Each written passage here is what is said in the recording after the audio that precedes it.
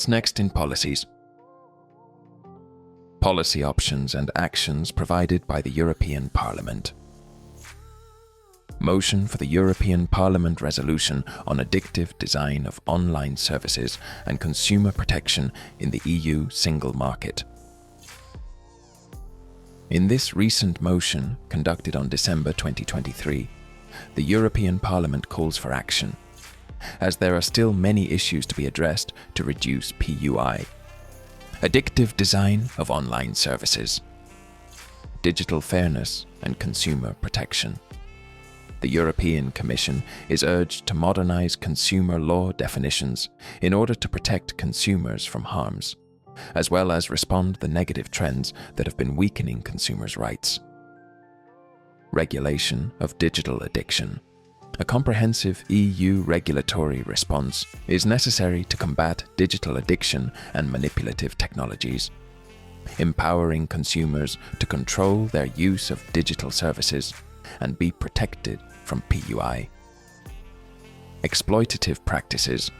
The exploitation of psychological vulnerabilities by tech companies to increase user engagement is alarming. The Commission is called to close regulatory gaps related to dark patterns and addictive features. Legislative gaps. Despite existing EU legislation like the Digital Services Act, DSA, and AI Act, addictive design remains insufficiently addressed. The Commission is urged to enforce and expand regulations to protect public health. Policy and legislation. Calls on the Commission to examine what policy initiatives, unfair commercial practices, Directive UCPD, Consumer Rights Directive and Unfair Contract Terms Directive are needed, and to propose legislation against addictive design. Prohibiting harmful practices. The Commission is asked to prohibit unfair and harmful practices not yet blacklisted in EU legislation, such as dark patterns and manipulative personalization practices. Addressing addictive features. The Commission must assess and regulate addictive design features, like infinite scroll and autoplay, ensuring legal clarity and consumer protection. Consumer autonomy and digital asymmetry. Consumer vulnerability due to power imbalances must be recognized in consumer law. The Commission should consider reversing the burden of proof for suspected addictive practices and enforce ethical digital design. Mental health and recommender systems. The Commission should assess the mental health impact of interaction-based recommender systems and explore safer alternatives. Social network infrastructure should be opened up to allow third-party applications that mitigate addictive design elements. Ethical design of online services. Digital right not to be disturbed. The European Commission is urged to establish a digital right, allowing consumers to disable attention-seeking features by default, empowering them to choose whether to activate these features, with clear warnings about potential risks. Ethical design by default. The Commission should encourage online service providers to adopt ethical design practices that prioritize user control and informed decision-making, avoiding manipulative features that monopolize attention. Suggested practices include practices of think before you share, turning all notifications off by default, more neutral online recommendations, based on chronological order, increased user control, etc. Selection between color and grayscale apps. Warnings when users have spent more than 15 or 30 minutes on a specific service. Automatic locks for certain services after a preset time of use. Also, education guides, prevention plans, and awareness campaigns to promote self-control strategies are needed. Stakeholder collaboration. Effective regulation of addictive design should involve collaboration among lawmakers, public health bodies, healthcare professionals, industry, in particular SMEs, as well as media regulators, consumer organizations, and NGOs. The Commission should facilitate ongoing dialogue between these stakeholders to develop and implement measures that prevent and minimize harm associated with PUI. Protection of children and adolescents. Special attention is needed to address the impact of addictive design on young users. The Commission is called to fund and coordinate research on addictive design, promote international regulation, and enforce safety standards that uphold children's rights in digital services. If you want to read the full document, press the following link: https://europarl.europa.eu/CEO document TA9 2023-0459 en.html. The PUI Manifesto. The swift velocity of the digital revolution has gone beyond the capacity of researchers to thoroughly investigate the diverse issues that are encompassed on the problematic internet use. As a result, there is a gap of information that leaves important facets of PUI and its umbrella unexplored. There is an urgent need for more thorough studies in this area, as concerns about problematic internet use continue to rise. A consortium of professionals joined together to create the Manifesto for a European research network into problematic usage of the internet in recognition of this urgent situation. They propose that Europe should conduct more research in different key research priorities to continue understanding PUI. 1. Reliable consensus-driven conceptualization of PUI, defining main phenotypes and specifiers, related comorbidity and brain-based mechanisms. 2. Age and culture-appropriate assessment instruments to screen, diagnose, and measure the severity of different forms of PUI. 3. Characterize the impacts of different forms of PUI on health and quality of life. 4. Define the clinical courses of different forms of PUI. 5. Reduce obstacles to timely recognition and interventions. 6.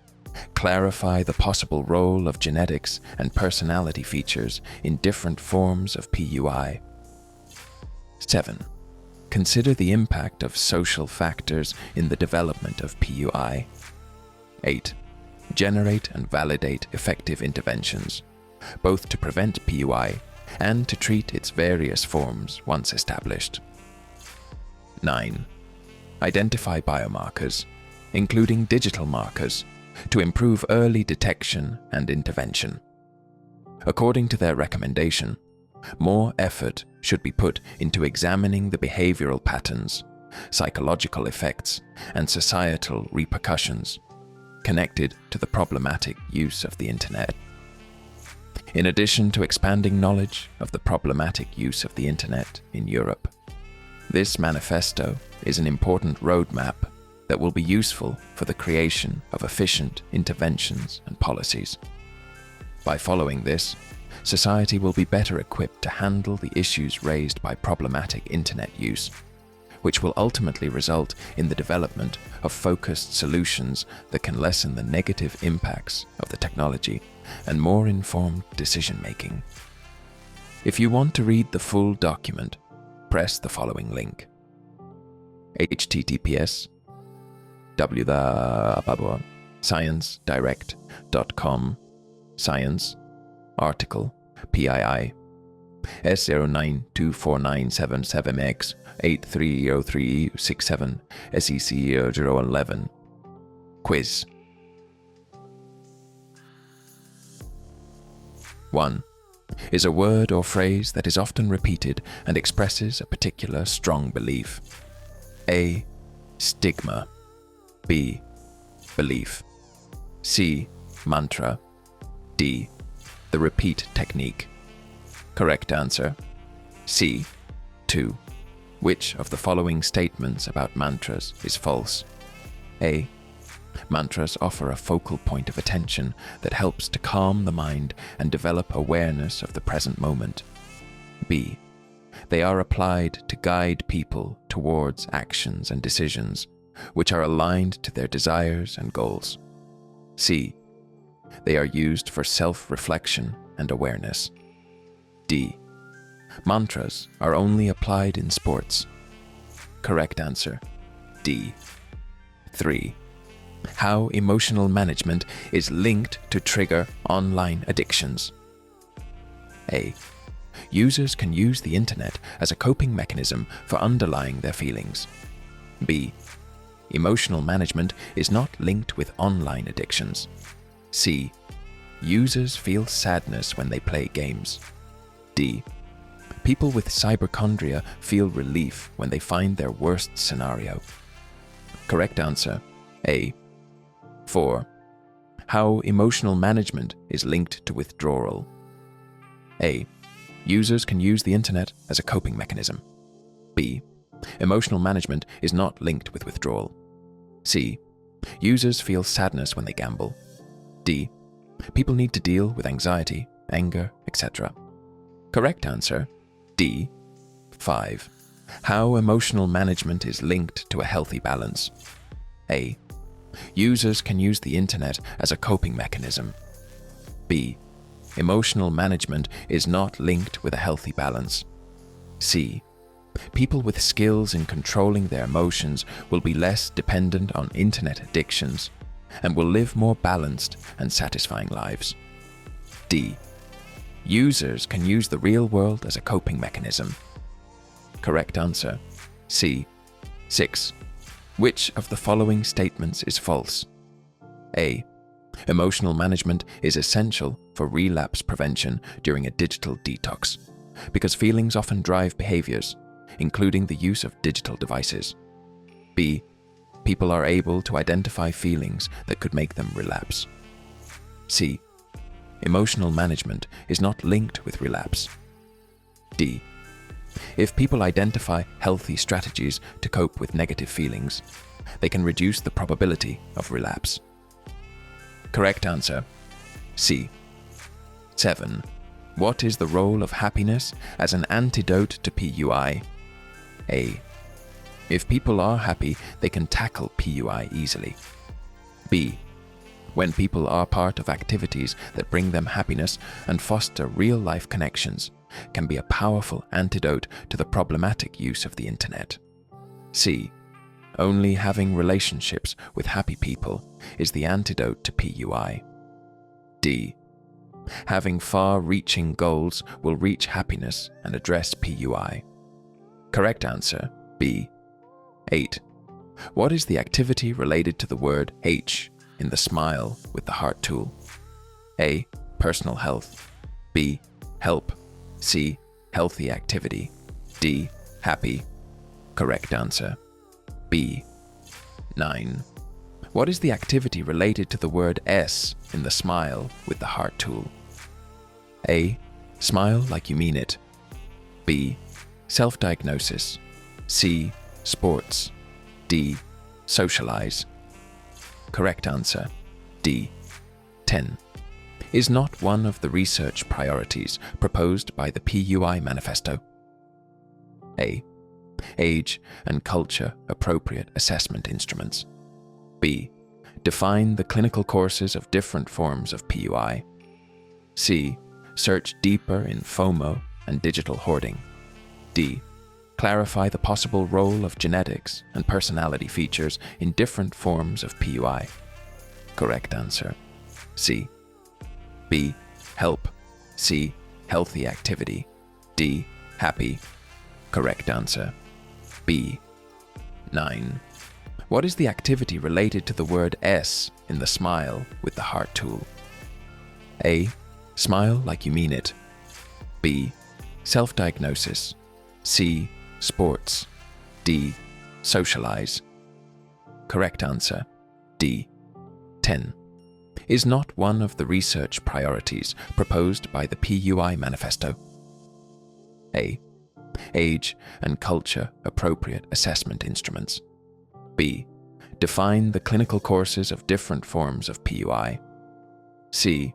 Search deeper in FOMO and digital hoarding. D. Clarify the possible role of genetics and personality features in different forms of PUI. Correct answer, C.